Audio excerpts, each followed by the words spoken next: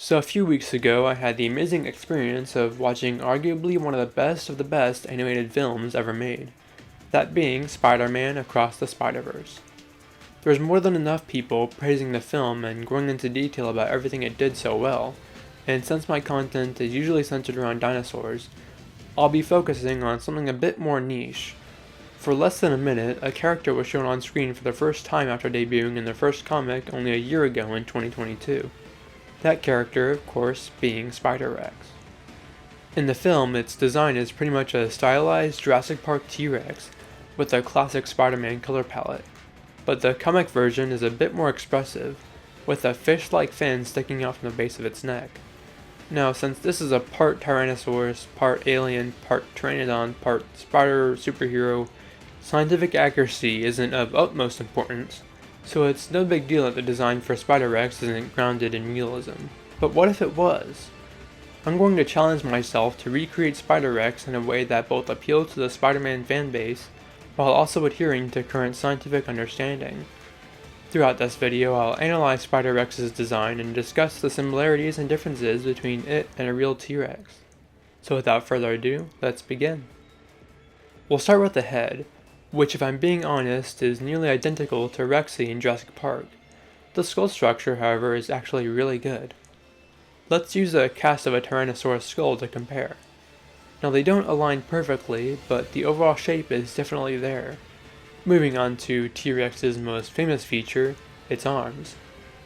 Now what really surprised me about Spider-Rex is that his arms are ridiculously large and long compared to the T-Rex from Jurassic Park, which are already a bit oversized. Another common thing with dinosaur arms in pop culture is how they're positioned. You notice that with Spider-Rex, his hands are positioned more or less limp and backwards facing. In reality, this would break a theropod like T-Rex's wrists.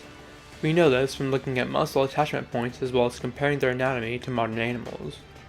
Instead, they would have been facing toward each other, more or less in a clapping position. Now for the legs, there really isn't anything huge that sticks out on the first watch. It was only when I paused and looked at every frame that I noticed some seriously weird stuff. Like here, for example. Just take a look at the feet for a bit. Now is it just me or does he have 3 toes on one foot and 4 on the other? That feels like something that should have been caught in the modeling process for this poor fella. Or maybe a spontaneously appearing 4th toe is just one of his special abilities. Not nearly as cool as electricity, but I guess you gotta take what you can get. Also, depending on which toe is the extra one, he also seems to have one of his hellixes facing the wrong direction. Hellix is the scientific jargon term for the first toe. Think of it like a dinosaur equivalent to your big toe. Next, we move on to the torso. The primary aspect of this design for a T-Rex that separates it from others is the almost crocodilian-like bumps on its back and tail.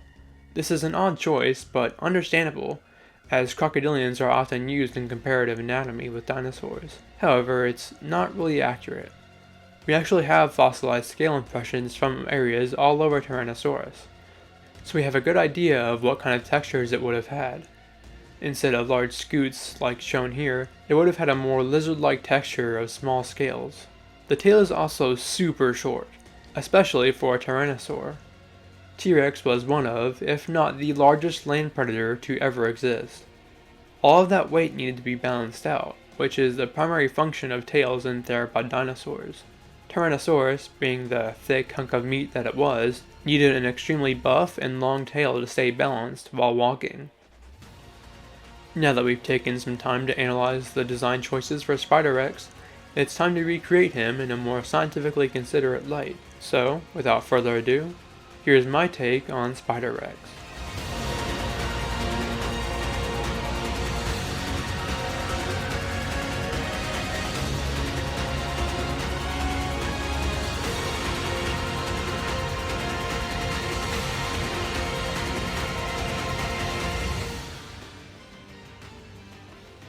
So, what you think? Let me know in the comments and leave your ideas for future videos. I'm always on the lookout for new creative ideas to try out. And as always, keep your pencils sharp.